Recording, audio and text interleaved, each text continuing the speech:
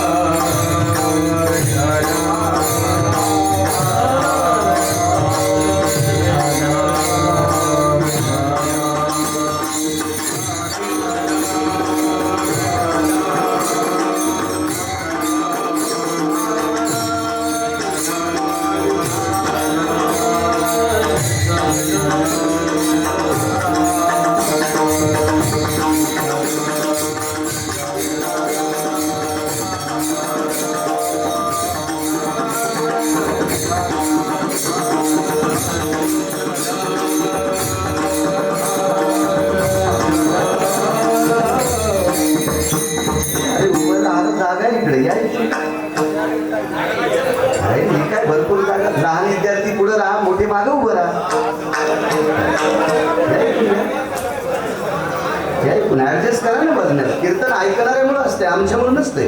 विठाला विठाला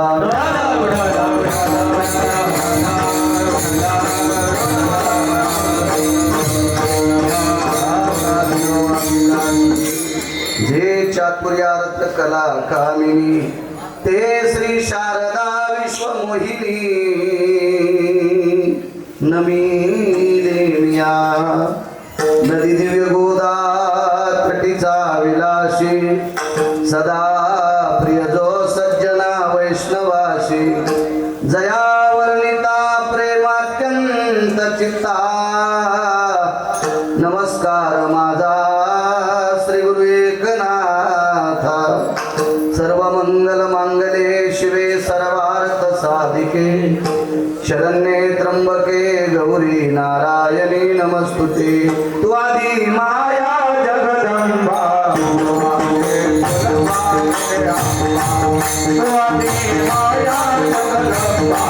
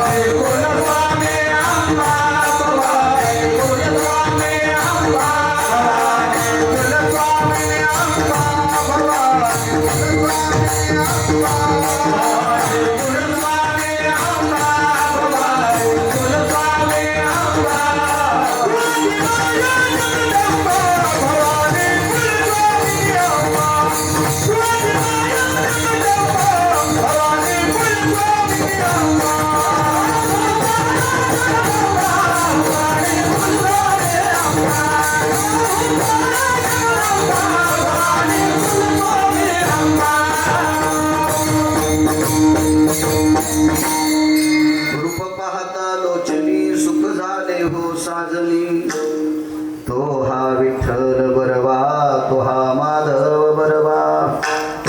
प्रस्तुत प्राप्त प्रसंग निवडलेला अभंग विश्वमान्य विश्वभूषण विश्वाधिकार विश्वप्रिय ज्ञानियांचे राजे योग्यांची माऊली समाधिधन अलंकापूर निवासी माऊली महावैष्णव ज्ञानोपराय यांचा प्राप्त प्रसंगी निवडलेला अभंग विठाला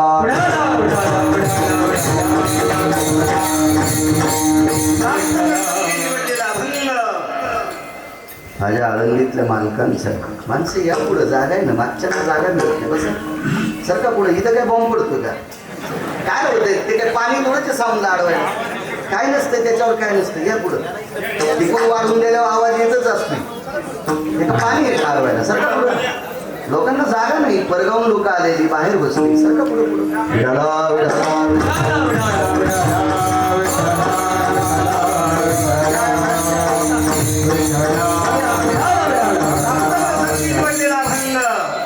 उतरणी जलद घ्यायची. आळंदीतल्या मालकांचा शिंगल उतरणी घ्यायची.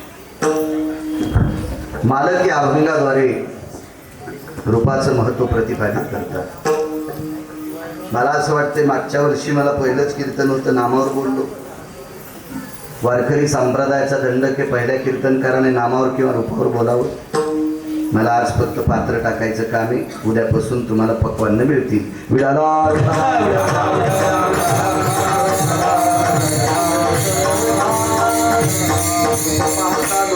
सुख झाले हो साधने माऊली महावैष्णव ज्ञानोबाराय नमूद करतात. बुद्धीला साजनी म्हणतात. हे बुद्धिमाते, विश्वातलं नाना प्रकारचं विश्वाच्या मालकाने केलेली रचता पाहिली ग. पण सुख जर कुठं प्राप्त झालं असेल तर ते फक्त त्या मालकाचं रूप पाहिल्याच्या नंतर. सुख झाले हो साजनी तो हा विठ्ठल बरवा तो हा माधव बरवा. ते रूप बघितल्याच्या नंतर मात्र सुख प्राप्त होते. त्या रूपात काय ताकद आहे, काय महती आहे, काय नाविन्य आहे, काय ते रूप पाहिल्याच्या नंतर फायदा आहे. तुम्ही मला आशीर्वाद देत राहा. बाळू बोलण्याचा प्रयत्न करेल. विठाला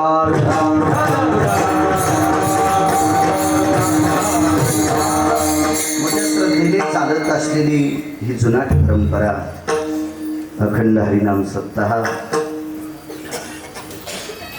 श्री क्षेत्र साकोरी धाम तालुका जुन्नर जिल्हा पुणे चालत असलेली ही जुनाट परंपरा नाथ भागवत आदी करून या नवरात्रीमध्ये गोडसा उत्सव तुम्ही गावकरी मंडळी वारकरी संप्रदायाचा दंडक सांभाळून करता. तुमच्या या कार्याला गिरगावकराचा प्रणाम. विठाला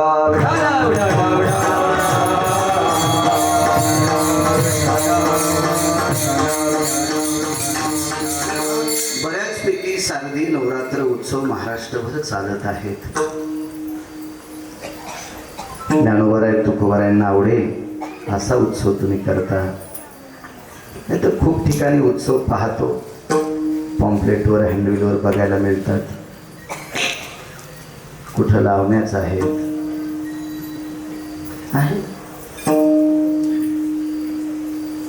कारण प्रचंड पैशाचा जोर आलेली माणसं चांगल्या ठिकाणी पैसे खर्चित नसतात. हा एक मुद्दा आहे.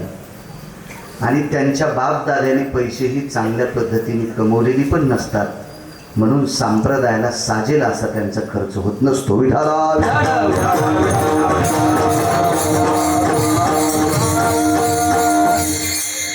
लावणी वाईट हे असं मी म्हणणार नाही. माझी लायकी नाही, माझा अधिकार नाही, माझी पात्रता नाही, आवाज द्या, माझी योग्यता नाही. पण शारदीय नवरात्र महोत्सवामध्ये ते कार्यक्रम करणं मात्र ज्ञानोबा तुकोबारायला मान्य नाहीत. एरवी एखाद्याचा वाढदिवस असेल त्यानं उघडं नाचू द्या, त्याला व्यक्ती स्वातंत्र्य. खर्च तुझ्या बापानं कमीले, तू गोव्यात जाऊन खर्च, मलेशियात जाऊन खर्च, काय करायचं ते कर. पण ही परंपरागत चालत आलेली काही उत्सव आहेत. गणेश उत्सव असेल, शारदीय नवरात्र उत्सव आहे, हा नारी शक्तीचा जागर आहे, आदिशक्तीचा जागर आहे. याच्यामध्ये अशी कसल्याही प्रकारची वात्रट विधानं लावणं ही आपल्याला नरकाला नेण्यासाठी आहेत. विठाला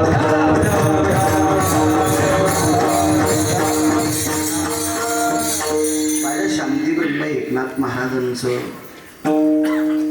गोड असं केलेलं उद्धाराचं साधन तुम्ही 9 दिवस त्याचे विवेचन करता. नित्याप्रमाणे रोजची ठरलेली कार्यक्रम, प्रसाद आणि रोज कीर्तन या अनुषंगानं चालत असलेला हा साकोरी धाम ग्रामस्थांच्या वतीनं जो उत्सव आहे, याही वर्षी तुम्ही गावकऱ्यांनी मला आमंत्रित केलं. मला पुनश्च एका या जुन्या परंपरेची मला दर्शन करून दिलं, हे माझं परम भाग्य. भगवान माऊली महावैष्णव ज्ञानोबरायाच्या पदस्पर्शाने पुनीत असलेला हा परिसर, पुलकित परिसर हा बघण्यासाठी मिळाला, ते माझं परम भाग्य आहे. उपस्थित सर्व श्रोत्यांच्या चरणी साष्टांग प्रणिपात करतो. माझ्या ज्ञानोबराय तुकोबारायच्या साधकांच्या चरणी दंडवत करतो. मस्तक माझा पायावरी या वारकरी संतांच्या. रूप पाहता लोचनी सुख झाले हो साजनी. माऊली महावैष्णव ज्ञानोबरायांनी जगदंबा बघितली पनविटीवरची. कारण गाथ्यामध्ये रूपकात सुंदरशी अभंग वापरली. कुळीची हे कुलदेवी केली ठावी संतान, येग विठावाई माझे पंढरीचे आई, भीमाने चंद्रभागा तुझ्या चरणीच्या गंगा. विटेवरच्या मालकांना आईचं उपमा दिली. तो विश्वाचा बाप आहे, विश्वाची आई आहे. सगळ्या काही गोष्टी त्याच्याकडेच आहेत, त्याच्याकडेच आहेत. विश्वातली जी काही तुम्ही मानणारी दैवत आहेत, ही त्याच्या सानिध्यात विलीन होतात. एवढी त्याची ताकद आहे, एवढी त्याची शक्ती आहे, एवढी त्याची व्याप्ती आहे. सगळं काही त्याच्यात बघायचं.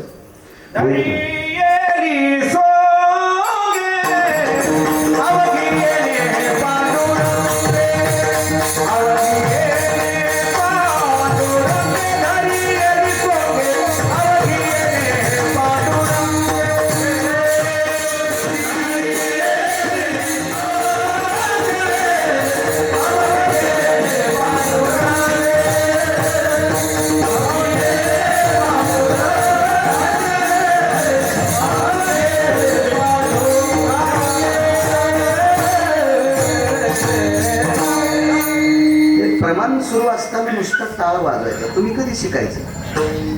कारण कीर्तन ऐकत असताना अर्थदृष्टी ठेवून ऐकायची. तुम्ही असे नाचत राहिले तर प्रमाण कधी पाठवतील? उल्हासात प्रमाण वाटायची. पोट कधी खेळायचा असतो माहितीये का? हरिपाठात विठाला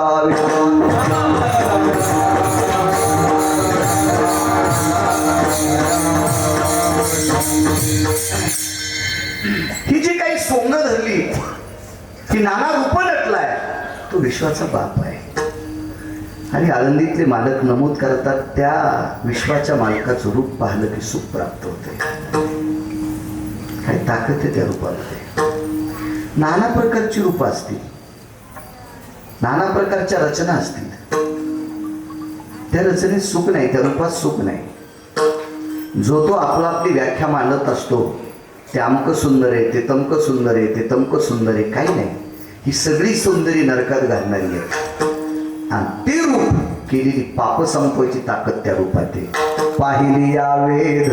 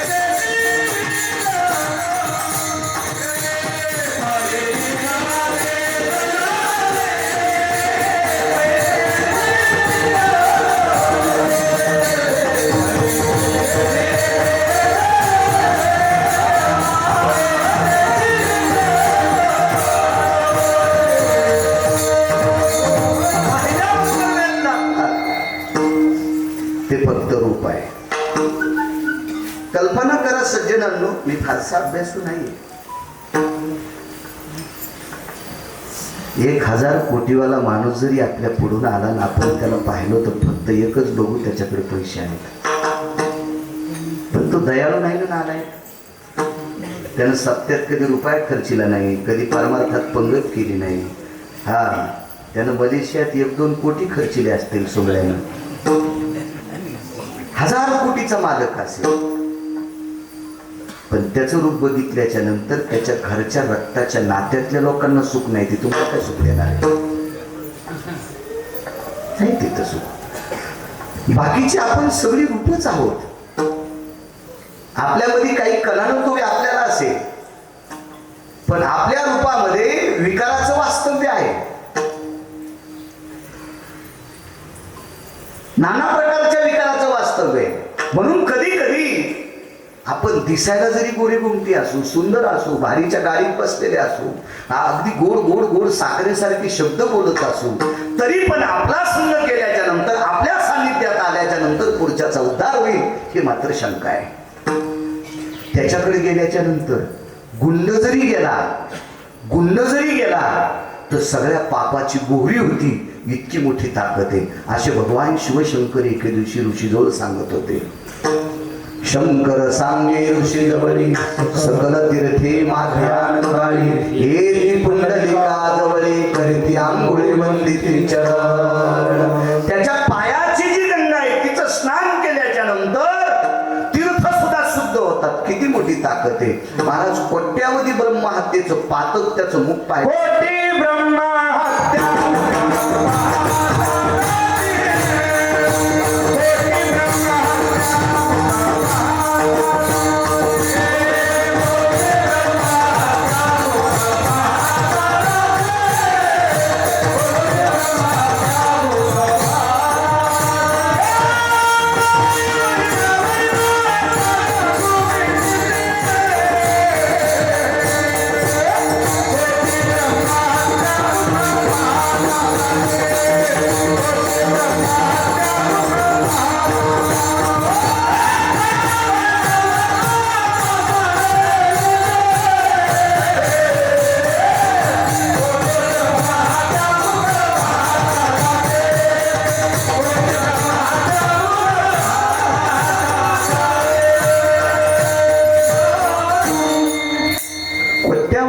ब्रह्महत्येचं पाप त्याचं मुख पाहिल्याच्या नंतर जाते.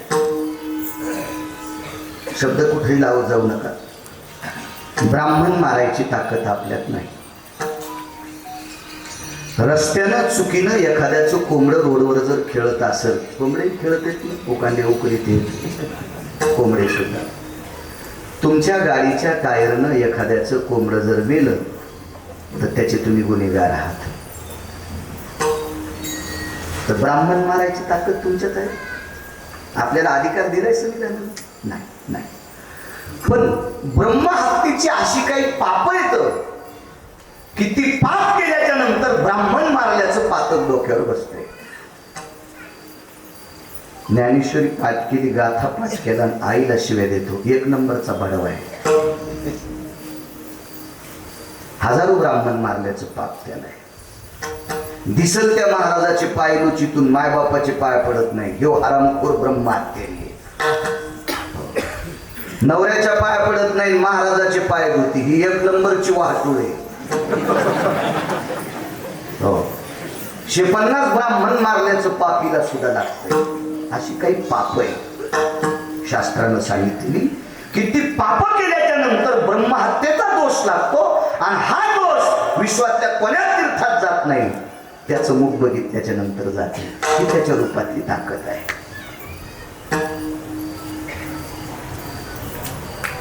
एका गावात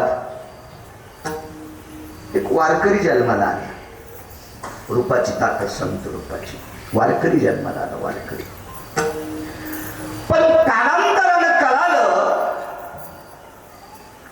हा पुरुषार्थी नाही. पुरुषार्थी नाही असं कळालं. गावातली जी ठराविक टगी लोक असतात का,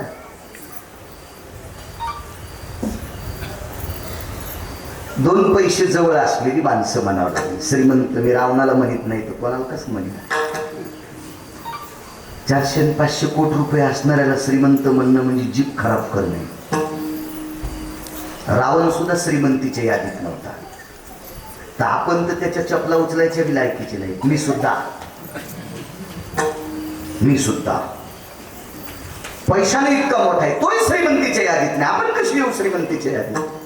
श्रीमंतीच्या यादीत ती येत असतात. तुम्ही एखाद्याला फक्त ज्वारी देताल, त्याची दुपारची भाकरी त्याची भूक मिटवताल.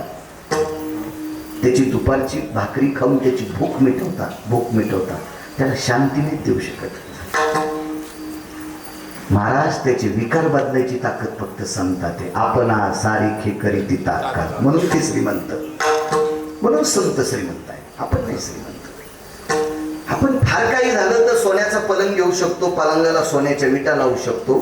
आणि कालांतरानं व्यसन लागल्याच्या नंतर बायकोच्या गळ्यातले दागिने विकून बुटा हरपून घरी येऊ शकतो. इतकं गोड वागणं आहे आपलं. म्हणून आपण श्रीमंतीच्या यादीत येऊ शकत नाही.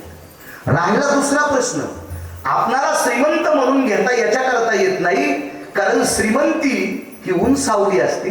नदीचं पाणी आहे, कधी या दिशेनं वाहतं, कधी त्या दिशेनं वाहतं. नदी वाहणारी कधी त्या दिशेची माती खात राहते आणि इकडं टाकत राहते. कधी तिचं वळण इकडं येतं, पलीकडे माती टाकत राहते. प्रवाहाती आजूबाजूला सरकत राहते. तशी गरिबी श्रीमंती खालीवरी आपली चलत राहते. त्याच्याकरता आपण श्रीमंतीच्या यादीत नाही. चंद्र सूर्य आहे तोपर्यंत जे श्रीमंत आहे ते फक्त संतच आहे. आपण नाही.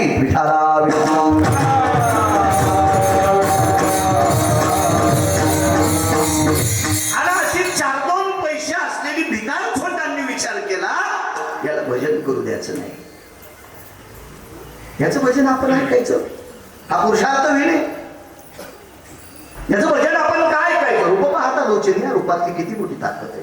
तुकाराम गावातल्या लोकांनी काढून दिलं. काढून दिल्याच्या नंतर परिणाम काय झाला माहितीये? मेघ कोपला, वरून कोपला आणि पाऊस बंद झाला. मी मागे ऐकत होतो काही शासनांच्या कल्पना असतात. झाडे लावा, झाडे जगवा, पाणी अडवा, पाणी जिरवा. चांगल्या कल्पना आहेत. माझ्या तुकोबाऱ्यांचं सुद्धा मत आहे, वृक्षवल्ली आम्हा सोयरे. पण यावर्षी कोणी झाडं लावली हो? इतका पाऊस पडला, इतक्या लवकर मोठाली झाली आणि त्याने आभाळ आली ना. इतका पाऊस पडला, कोणी लावली झाडं? मला असं वाटतंय पाऊस पाडून वाहून जाऊस तर पाऊस पाडायचा हाही पंढरपुरातल्याच्याच हातात आहे. आणि पाऊस बंद करून लावलेल्या एसीच्या मशीन पेटून मधल्याला जाळवायचं, इतकी उष्णता पाठवायची हेही त्याच्या हातात आहे.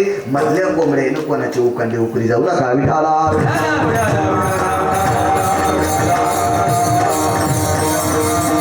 हे सगळं सूत्र तो चालवतोय, तो मालक आहे. इतकं समजून जगा, आपल्याला आनंद प्राप्त होईल. निश्चित आपल्याला आनंद मिळेल. निश्चित निश्चित निश्चित चमकण्याचा प्रयत्न करायचाच नाही. या देशाची संख्या आज जर जनगणना केली तर 150 कोटी भरेल. आणि 150 कोटी लोक आहेत. बाळूचा उजेड कितीक पडेल? गिरगावचा बाळा कितीक चमकल? आमच्यावर घेतल्यावर तुमची खसखस पिकती. तुम्ही लय रावणाचे कुलते आहेत का? चमकणार आहे. मी तसे तुम्ही विठाला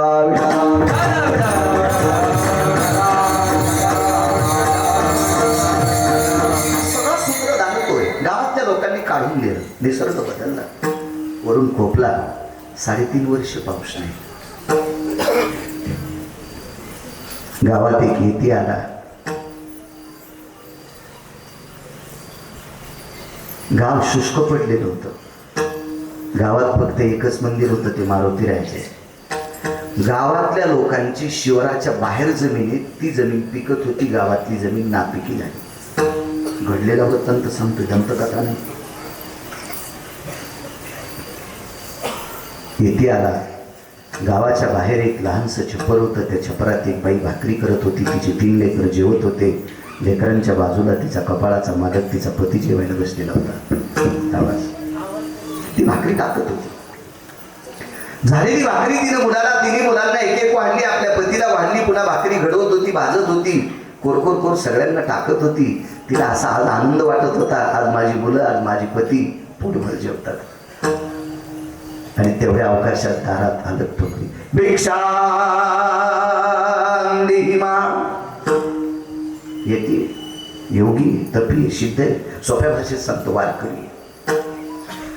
पण बाईनं सांगितलं, दादा सगळ्यांची जेवण झाल्यावर तुला एक भाकरी वाढील, तोपर्यंत तू बाहेर थांब.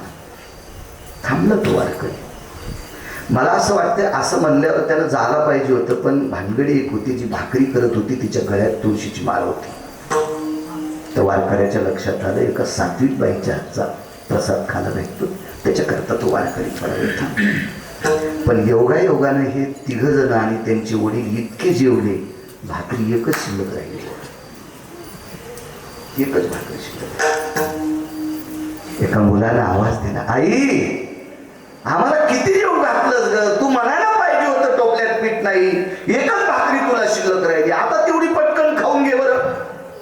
घे खाऊन तेवढी भाकरी, लवकर खाला बस. दुष्काळ होता. मुलानं बोललेलं वाक्य येतीनं ऐकलं, त्या वारकऱ्यानं ऐकलं. त्या वारकऱ्याच्या लक्षात आलं, जिच्या गळ्यात माळ आहे तिने आपल्याला सांगितलंय, थोडे एवढे जेवू होस तर थांब, मी तुला एक भाकरी देईन. आणि एकच शिल्लक राहिली, ही जेवायची राहिली. रूप पाहता लोचेनी सांगतोय, रूपात ताकद किती मालकाच्या. समोर आला तो येते. आता आलत ठोकायची गरज नाही. भिक्षांती ही शब्द एकदा वापरलाय. मोठी माणसं आहेत, अधिकारी लोक असतात, हे तुमच्या माझ्यासारखे थोडीचे आठवण होण्यासाठी मग कवा देतात. तो वारकरी किती अधिकारी, पुढे ऐका, ऐकत राहा, पुढे ऐका. महाराज या तत्वाचा काही लोकांनी गैरवापर केलाय, तो भाग सोडून द्या. आज आमच्यामुळे वारकरी संप्रदाय नाही, कीर्तनकारांमुळे नाही, भागवतकारांमुळे नाही, रामायणकारांमुळे नाही, निष्ठेनं पंढरीची वारी करणाऱ्यामुळे वारकरी संप्रदाय.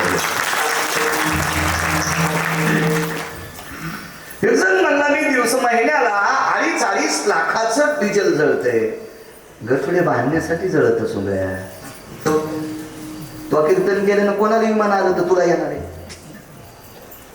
स्पष्ट बोलावं बापू. संप्रदाय जिवंत निष्ठेनं वारी करणाऱ्या लोकांमुळे आहे. मी दुपारच्या कीर्तनात सांगितलं, या पवित्र ग्रामदेवतेनं मला वेळेत पोहोचलं, बरं झालं, वर्ण आल्यावर जमलं. दर महिन्याला मी वारीला जातो. मी असे 2 व्यक्ती पाहिले की ज्या व्यक्तीची 65 वर्षापासून महिन्याची वारी आहे, त्याला अभंग पाठ नाही, ज्ञानेश्वरीची ओळी पाठ नाही, ना कुठला श्लोक पाठ नाही. खरे बुवा.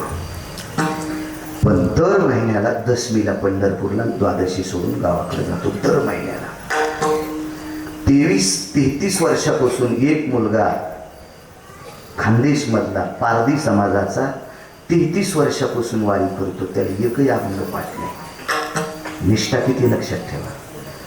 ह्या निष्ठेनं वारी करणाऱ्या लोकांमुळं, निष्ठेनं परमार्थ करणाऱ्या लोकांमुळं हा संप्रदाय जिवंत आहे.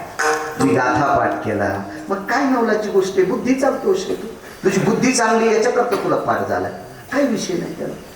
कोणी युमो पठाणनी ज्ञानेश्वरी पाठ केली अर्धी, तो जातीचा मुसलमान माणूस आहे. प्राध्यापक युमो पठाण संभाजीनगरचे मुस्लिम आहेत, ते पाठ केली. APJ अब्दुल कलाम गीता पाठ होती. कसं काय वाईट म्हणता तुम्ही कोणाला? हा बुद्धीचा प्रश्न आहे ना. एखाद्याची बुद्धी चंचल आहे, मला 350 शिव्या पाठ आहे. कोणाला ऐकायचे असतात ते या वेळेच्या दुकानात, सोनारांचंच घर आहे ना, एवढं तुमच्याकडे असतं, या तिथं ऐकायचे असतात. तर बुद्धीचा प्रकार आहे. गाथा पाठ करणं, ज्ञानेश्वरी पाठ करणं, तुमची बुद्धी कापराची असेल याच्याकरता पाठ झाली. एखाद्याची गौरीची हळूहळू पाठ झाली, आणि एखाद्याची शेणाची 100 वाऱ्या ज्ञानेश्वरी वाचूनही पाठ नाही. इष्ट शेण पडणं, इस्तू इजणं आणि शेणगार होणं सगळं बुद्धी. पाठांतर केलेलं नाही, आपण वागतो किती गोड असं निष्ठेनं वागणाऱ्या लोकांमुळे संप्रदाय. देवावर किती निष्ठा आहे. वैकुंठवासी साहेबराव महाराज सोनोटीकर होऊन गेले आमच्याकडं. गावाचं नाव खरं नाव खापरकुंटे, पण कालांतराने तिचं नाव सोनोटी ठेवलं. साहेबराव महाराज सोनोटीकर होऊन गेले. नवरात्रीमध्ये घट मांडायचे, पण घटावर जगदंबेचा तांदळा मांडित नव्हते. त्या घटावर एक पात्र ठेवायचे, त्या पात्रात तांदूळ ठेवायचे, आणि त्या तांदळामध्ये भगवान पांडुरंगाची मूर्ती बांधायची. चांगल्या चांगल्या तात्विक लोकांनी प्रश्न केला, महाराज नवरात्री शारदीय नवरात्र उत्सव आहे, तुम्ही देवीची प्रतिमा न मांडता पांडुरंगाची का मांडता? माझी देवी पांडुरंगच आहे. एका जनार्दनी अंबा उभी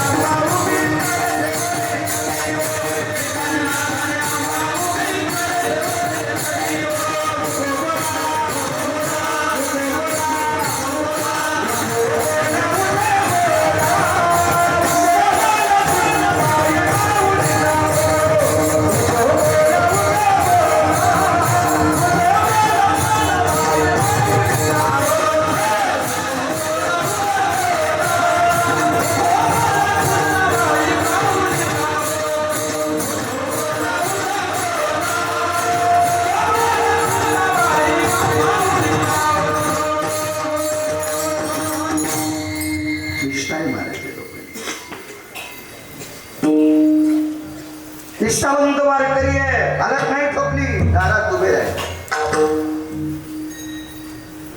मुलगाही तसा मालकरी होता, 2-3 मुलं पती वारकरी होते. पण त्यांच्या अंतकरणात दुःख होतं, याला जर भाकरी दिली तर आपली माय उपाशी राहते. रूपाची ताकद सांगतं, रूप पाहता लोक करावं काय. बाईने मुलांकडे पाहिलं, मुलं डोळ्याच्या दापात होती, शब्दात होती. मुलं पाठीमागे सरकली, बाईने एका भाकरीतली अर्धी भाकरी मोडली, त्या वारकऱ्याच्या हातावर टाकली. वारकऱ्याचे डोळे डबडबले, माय तुमच्या मुलानं सांगितलं होतं सगळी भाकरी खा, तुम्ही दिली मला. दादा मी अशा सासऱ्याची सून आहे, माझ्या सासऱ्याने दुष्काळात त्या परिसरातले 2-3 गाव जगिले रे. इतका उदार सासरा होता माझा. दादा जोपर्यंत नजर पुरती तोपर्यंत 100-125 एकर जमिनीचा पट्टा, ही काळी भोर जमीन आमचीच आहे रे दादा. पण गेली 3.5 वर्ष झालं या जमिनीत पाऊस पडत नाही रे. याच्याकरता आमच्यावर निसर्ग कोपला रे, मेघराजा वरून कोपला रे, म्हणून ही जमीन पिकत नाही. म्हणून आमच्या पोटाची पंचायत आली. नाही तर आम्ही गोरगरिबाला जेव घालणारं घर आहे रे. समोर जे वाडा दिसतोय 34 दरवाजाचा वाडा, हा वाडा आमचा आहे. पण त्या वाड्यात आता घुशी पण राहत नाही. त्यांना खाण्यासाठी एक ज्वारीचा कण सुद्धा नाही. भाई ही जमीन तुमची हो. का पेरत नाही? पाऊस पडत नाही. गावात राहत नाही. कोण आहे गावात? एक वारकरी आहे गावात. त्या वारकऱ्याचं नाव होतं मारुतीराय. सारं गाव वसलं, एकटाच वारकरी गावात मारुतीराय, शेंदूर लावलेला वारकरी. हा निष्ठावंत येती त्या मंदिरात गेला. गावाच्या बाहेरूनच पिशवीत एक पान हिरवं तोडून नेलेलं होतं. ते पळसाचं असेल, एखाद्याच्या शेतातलं केळीचं असेल. ते पान मारुतीरायाच्या पुढे टेकलं आणि त्याच्यावर ते पान ठेवलं. पूजेसाठी तुळशीची मंजूळ होती, तिचं एक पान तोडलं आणि त्या भाकरीवर ठेवलं. काही कालवण वगैरे, भाजी, चटणी काही नव्हतं, लोणचं. तुळशीचं पान ठेवलं. तुकडा मोडा मारुतीरायाला प्रणाम केला. दुसऱ्या पानानं भाकरी झाकली. जेव्हा मारुतीराय, मी तोपर्यंत भजन करतो. भजन आटपलं. त्या तुकड्यावरचं पान बाजूला काढलं. दोन्ही हातात भाकरीचा तो अर्धा तुकडा धरला आणि मारुतीरायला सांगितलं, घ्या मारुतीराय, एक घास घ्या, घ्या, घ्या. तुमच्यामुळं आम्हाला भजन करता येते. विश्वातला 1 नंबरचे वारकरी मारुतीराय, 1 नंबरचे संन्यासी मारुतीराय आणि 1 नंबरचे वारकरी सुद्धा मारुतीराय. मारुतीरायाला कोणीही तत्वानं मोजा, तराजूच नाही, तराजूच नाही. आणि मारुतीरायाच्या बरोबरीचा माणूसही नाही. एक जण म्हणला, 20 वर्ष झालं मी त्या गावातलं पाकिटच घेत नाही, फुकट भजन करतो आणि भाकरी कुठं खातो सुमल्या. का पपेची माय संघ आली आणि पपेची माय सोबत आली तर यांची उस खुरपी ती का? भाकरी खाऊन का होत नाही आम्ही बाटलो. पण मारुतीराय असे वारकरी आहेत, त्यांनी 7व्या अवतारात पंढरपुरातल्या मालकाचं भजन केलं.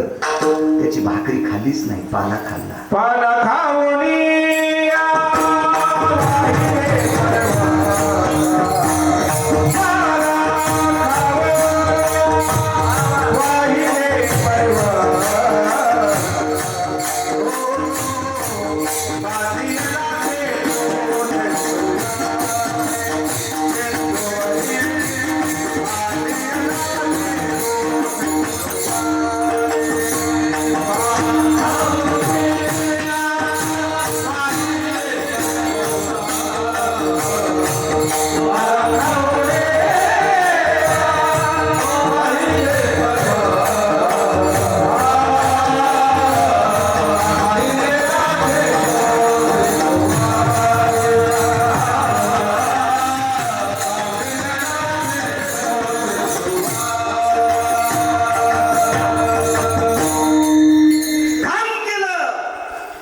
तरी भाकरी खाल्ली नाही. सेतू बांधलाय तरी भाकरी नाही. राजे भजन केलं तरी भाकरी नाही, पालाच खाल्ला. केवळ वनीचे वनचर पाले खावीर वान, चारी मुक्ती त्यांच्या किंकर सवे सुरवर वंदिती.